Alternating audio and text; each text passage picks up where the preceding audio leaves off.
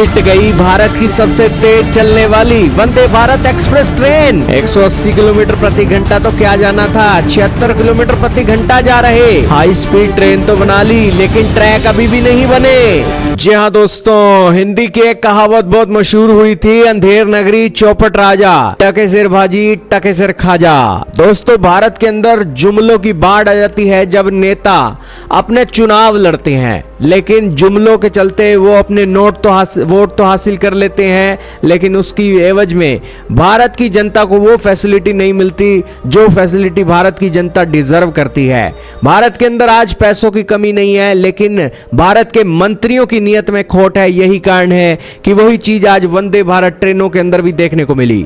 अब इसके लिए कोई अफसर जिम्मेवार है या भारत की सरकार जिम्मेवार है या भारत की सरकार के पास पैसा नहीं है, इसका डिसीजन आप लीजिएगा, क्योंकि आपके सामने आर्टिकल चल रहा है लाइव हिंदुस्तान का, जिसके अंदर इस न्यूज की पुष्टि की जा रही है कि वंदे भारत ट्रेनें अपनी फुल स्पीड से क्यों नहीं दौड़ रही। रेल मंत्री आए हैं और उसको लेकर उन्होंने जवाब दिया है। दोस्तों, उनसे पूछा गया कि 180 किलोमीटर प्रति घंटा की रफ्तार से चलने वाली वंदे भारत एक्सप्रेस ट्रेन भारत की सबसे फास्टेस्ट ट्रेन है, हम तो बुलेट ट्रेन चलाने के सपने देख रहे हैं, लेकिन ये वंदे भारत एक्सप्रेस ट्रेन की जब स्पीड देखी गई तो इसकी स्पीड निकली सिर्फ 76 किलोमीटर प्रति घंटा।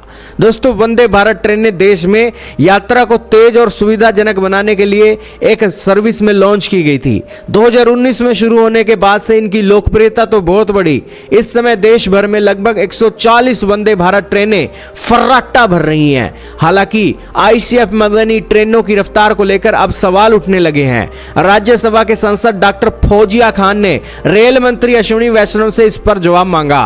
उन्होंने पूछा कि क्या सरकार को पता है कि वंदे भारत ट्रेनों की औसत रफ्तार 2020-21 में 84 किलोमीटर प्रति घंटा थी, जो 2023-24 में घटकर 76 किलोमीटर प्रति घंटा हो गई है। आखिरकार क्यों हो गई है, तो इसके ऊपर जवाब मांगा गया तो लिखित जवाब आया कि वंदे भारत एक्सप्रेस ट्रेनों को 180 किलोमीटर प्रति घंटा की अधिकतम गति के लिए डिजाइन किया गया था, लेकिन ये 160 किलोमीटर प्रति घंटा की अधिकतम गति पर चलती हैं। उन्होंने कहा कि ट्रेन की औसत गति कई कारणों पर निर्भर करती है, इनमें ट्रैक की बनावट, रास्ते में रुकने वाले स्टेशन और रखरखाव शामिल है। इस वजह से औसत गति में कमी देखी गई है। लेकिन दोस्तों, लोग तो हैरान हो रहे हैं कि यार 100 किलोमीटर प्रति घंटा की रफ्तार से भी एवरेज स्पीड नहीं आ रही है, तो फिर ये भारत की फास्टेस्ट ट्रेन का फायदा क्या हुआ।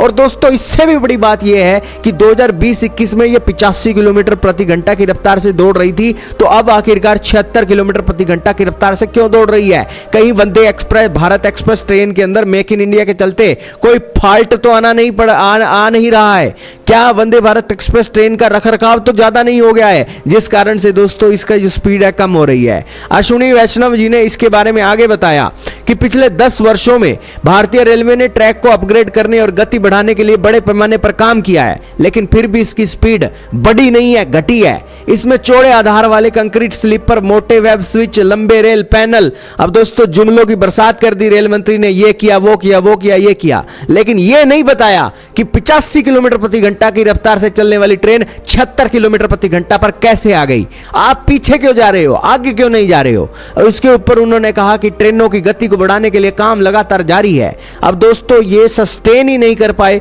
कि 85 किलोमीटर प्रति घंटा की रफ्तार को 1 किलोमीटर प्रति घंटा बढ़ा लो यार, लेकिन कम किया है दोस्तों 9 किलोमीटर प्रति घंटा। ये कहां की दोस्तों एक इनकी महारत है और कहां का मेक इन इंडिया के चलते ये एक जबरदस्त बात है। तो दोस्तों, ये एक बात निकली और इसी के साथ उन्होंने कहा कि आने वाले समय में ट्रेनों की गति को बढ़ाने के लिए काम लगातार जारी है।